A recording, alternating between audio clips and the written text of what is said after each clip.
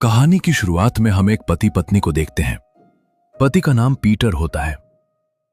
अचानक पीटर अपनी बिल्डिंग की ऊंचाई से कूदकर आत्महत्या कर लेता है। किसी को समझ नहीं आता कि उसने ऐसा क्यों किया। इसके बाद एक बूढ़ी महिला दिखाई जाती है जो अपने घर में रहती है। उसकी देखभाल करने वाली एक अटेंडेंट उससे बात करने की कोशिश करती है, लेकिन बूढ़ी महिला बिल्कुल चुप रहती है। घर की सफाई करते समय अटेंडेंट को अजीब आवाजें सुनाई देती हैं। वो उन आवाजों का पीछा करती हुई आगे बढ़ती है, लेकिन तभी एक भयानक प्रेतात्मा उसे अपने साथ ले जाती है। अब कहानी में कैरिन नाम की लड़की और उसका पति आते हैं। दोनों थोड़ी बातचीत के बाद अपने अपने काम पर चले जाते हैं। कैरिन पेशे से केयरटेकर होती है। ऑफिस में उसका बॉस उसे एक नई जिम्मेदारी देता है। उसे उसी बूढ़ी महिला की देखभाल करने भेजा जाता है जिसके घर से पिछली अटेंडेंट गायब हो चुकी थी। कैरिन उस घर में पहुंचती है और बूढ़ी महिला से बात करने की कोशिश करती है। उसे लगता है कि महिला मानसिक रूप से बीमार है।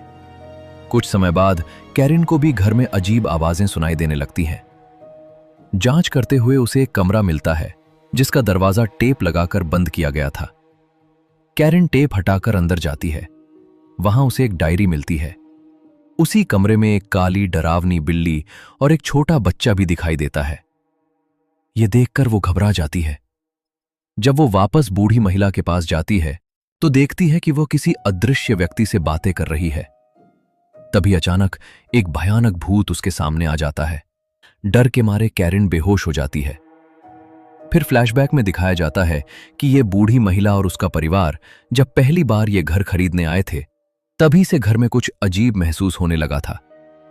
घर बेचने वाले व्यक्ति ने भी बाथरूम में एक बच्चे को देखा था, लेकिन उसने किसी को कुछ नहीं बताया।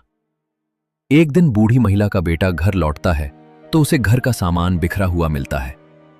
ऊपर जाकर वो अपनी पत्नी को बहुत बुरी हालत में देखता है, मानो उस पर किसी बुरी शक्ति का असर हो।